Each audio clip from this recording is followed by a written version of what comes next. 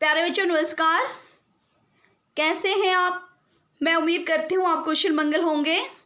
Online Hindi शिक्षण में आपका स्वागत है। मैं हूँ नर्मदा ठाकुर, जिला मंडी, हिमाचल प्रदेश। आज हम एनसीईआरटी कक्षा 8 कबीर की साखियाँ कविता के प्रश्न उत्तर करेंगे बच्चों। इससे पहले हमने साखियों की व्याख्या की, तो चलिए देखते हैं सबसे पहले इसके प्रश्न अभ्यास। प्रश्न नंबर 1 है बच्चों, तलवार का महत्व होता है, म्यान का नहीं। उक्त उदाहरण से कबीर क्या कहना चाहते हैं, स्पष्ट कीजिए। तो प्यारे बच्चों, कबीर ने तलवार के माध्यम से अत्यंत गूढ़ एवं रोचक बात कही है। उन्होंने शरीर को म्यान माना है और गुणों को तलवार। उनके अनुसार व्यक्ति का अपना कोई अस्तित्व नहीं है जब तक उसमें गुण न हो। कबीर के कहने का यह आशय है कि हमें व्यक्ति की जाति या शक्ल सूरत पर नहीं जाना चाहिए, बल्कि उनके अंदर छुपे हुए ज्ञान को देखना चाहिए। ठीक है बच्चों। प्रश्न नंबर 2 है, पाठ की तीसरी साखी जिसकी एक पंक्ति है, मनवा तो चहुदिसी फिरे यह तो सुमिरन नाही, के द्वारा कबीर जी क्या कहना चाहते हैं। तो प्यारे बच्चों, इस साखी के द्वारा कबीर जी कहना चाहते हैं कि मनुष्य का मन अति चंचल है, वह चारों दिशाओं में घूमता रहता है। इसी कारण हमारा मन किसी काम में नहीं लग पाता। एक ही चीज को बार बार समझकर भी उनका ज्ञान पूर्ण नहीं हो पाता, क्योंकि जब हम भगवान का ध्यान कर रहे होते हैं तो माला हाथ में होती है और जीभ मुख में घूम रही होती है, लेकिन ध्यान कहीं और ही होता है। कबीर के कहने का मतलब यह है कि यह भगवान के सुमिरन करने का कोई अच्छा तरीका नहीं है। जब हमने भगवान को याद करना है तो सिर्फ उन्हीं का ध्यान करना है, क्योंकि हमारा ध्यान क्या है, हमने माला हाथ में ली हुई है, राम राम बोल रहे हैं, मुख में हमारी जीवा घूम रही है, हाथ में माला चल रही है और मन कहीं और ही भटक रहा है। तो ये भगवान को याद करने का सही तरीका नहीं है बच्चों। प्रश्न नंबर 3 है बच्चों, कबीर घास की निंदा करने को मना करते हैं, पढ़े हुए दोहे के आधार पर स्पष्ट कीजिए। आपने दोहा पढ़ा और देखा, उसके माध्यम से जाना। कबीर के दोहे में घास के तिनके का अर्थ किसी गरीब और असहाय व्यक्ति से है। कबीर जी कहते हैं कि कभी भी गरीब या असहाय व्यक्ति की निंदा नहीं करनी चाहिए, क्योंकि वही निंदा उसके लिए प्रेरणा बन जाती है।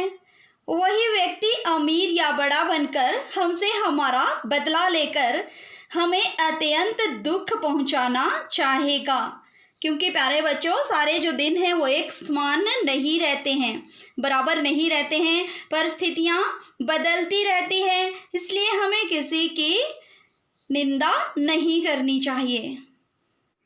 प्रश्न नंबर 4 है बच्चों, मनुष्य के व्यवहार में दूसरों को विरोधी बना लेने वाले दोष होते हैं। यह भावार्थ किस दोहे में व्यक्त होता है।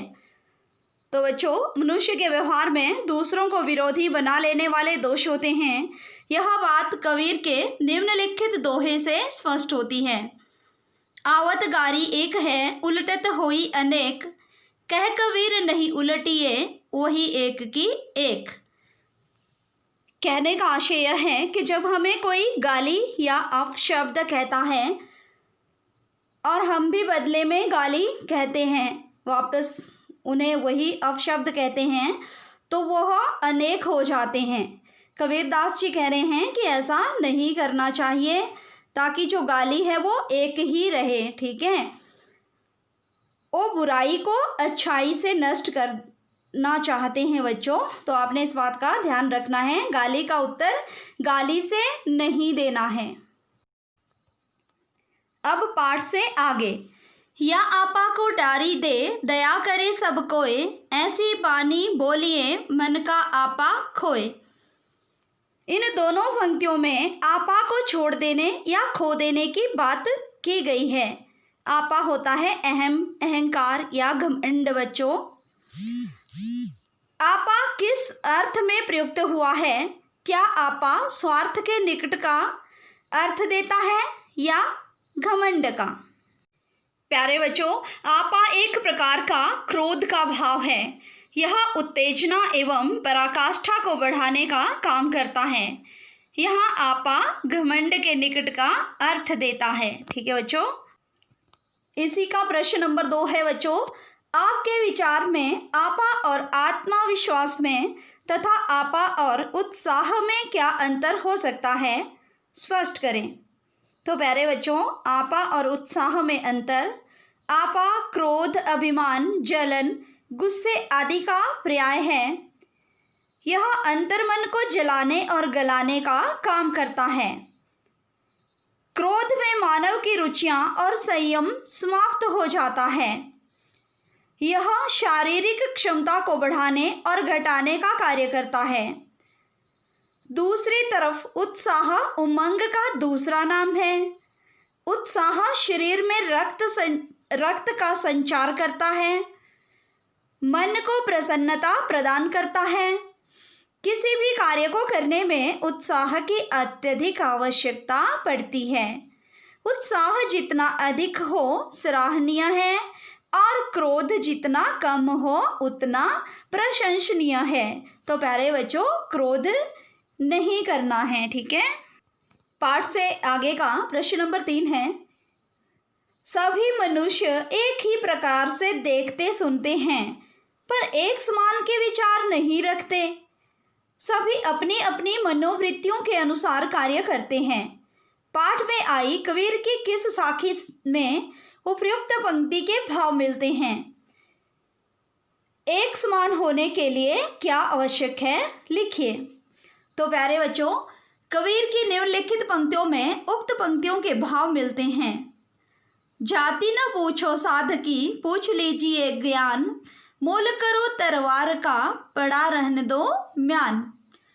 किसी भी क्षेत्र में एक समान होने के लिए व्यक्ति के विचार एवं सोच का मिलना अति आवश्यक हो जाता है। आकार, शरीर, रूपरेखा, रंग आदि का विशेष महत्व नहीं रह जाता है। महत्व तो मात्र विचार एवं गुण का है। वह गुण विचार दोनों में समानता के लक्षण को दर्शाते हैं। ठीक है बच्चों, अब पाठ से आगे वाला चौथा प्रश्न है बच्चों, कबीर के दोहों को साखी क्यों कहा जाता है? ज्ञात कीजिए। आपने जानना है कि कबीर के दोहों को साखी क्यों कहा जाता है। ठीक है, तो प्यारे बच्चों, साखी शब्द साक्षी शब्द से बिगड़कर बना है।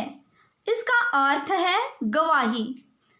महात्मा कबीर ने जिन तथ्यों को अपने अनुभवों से जाना था और उन्हें अपने जीवन में अपनाया था, उन्हें उन्होंने अपने साक्षी अथवा साखी के रूप में लिखा है।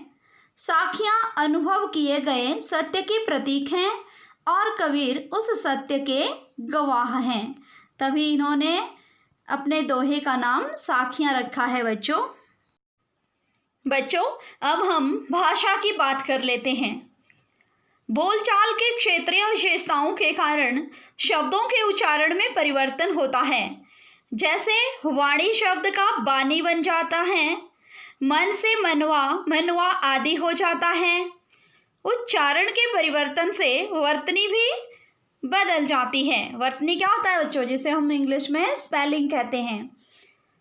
नीचे कुछ शब्द दिए जा रहे हैं, उनका रूप लिखिए जिससे आपका परिचय हो। ज्ञान, जीभी, पाँव, तली, आँखी, बरी। बच्चों, ज्ञान का रूप है ज्ञान, जीभी का जीभ, पाँव पैर या पाँव, तली पैर के नीचे का हिस्सा या तलवा, आँखी आँख, बरी मुक्त। तो ये थे प्रश्न उत्तर। आपने पूरे वीडियो को ध्यानपूर्वक देखना है। और प्यारे बच्चों, इसी के साथ नर्मदा ठाकुर के नाम से आपका अपना YouTube चैनल है, उसे लाइक, शेयर और सब्सक्राइब करना न भूलें ताकि उसमें जो पढ़ाई से संबंधित और भी वीडियो हैं उन्हें आप देख सकें और आने वाला नया वीडियो सबसे पहले आप तक पहुंच सके। इसी के साथ धन्यवाद।